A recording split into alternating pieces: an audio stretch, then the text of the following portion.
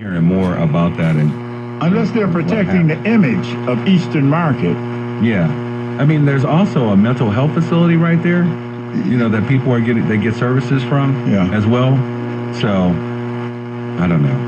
But we got a mass outbreak of violent acts against Muslims and black folks taking place across this country. There's an atmosphere of hate out there, and there is a direct connection between that and the campaign of hate run by the white power movement of Donald Trump. And you've got to begin to make that connection. It's as if there is an open season on us. Speaking of Donald Trump, let's go national here. Okay. The Trump administration continues to be succeeding at its efforts, although with some challenges, I must add, in shifting the conversation as much as they can. Now, things are getting pretty messy right now, so they can't run and hide from stuff. I looked at the press secretary yesterday. Spicy.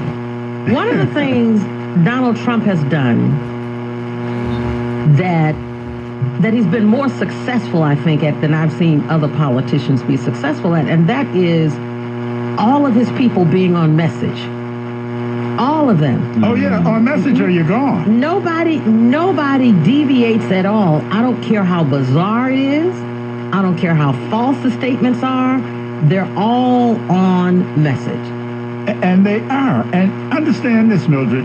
The smug left that keeps making jokes of Donald Trump, they really need to look around, because when they tried to say he made us look bad during the NATO meetings, understand something that Donald Trump knew.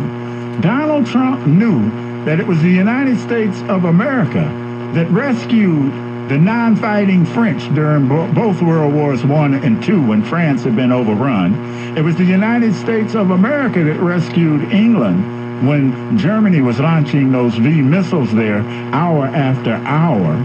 It was the United States of America and Russia that defeated the Nazis. French and British citizens would be speaking German right now, but for the United States of America.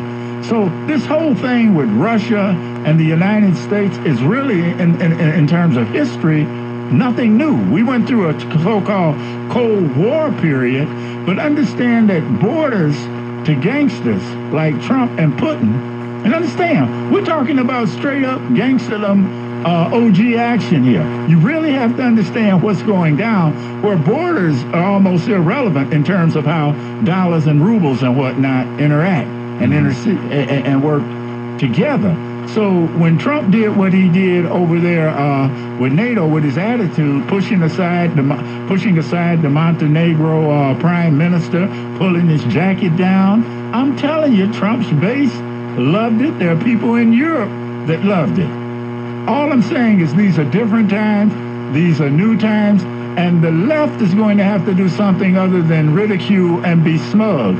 We need to be about the business of organizing to defeat this Republican Congress in the next congressional election, and be prepared to organize and defeat this neo-fascist Republican regime, because it's a regime in power now.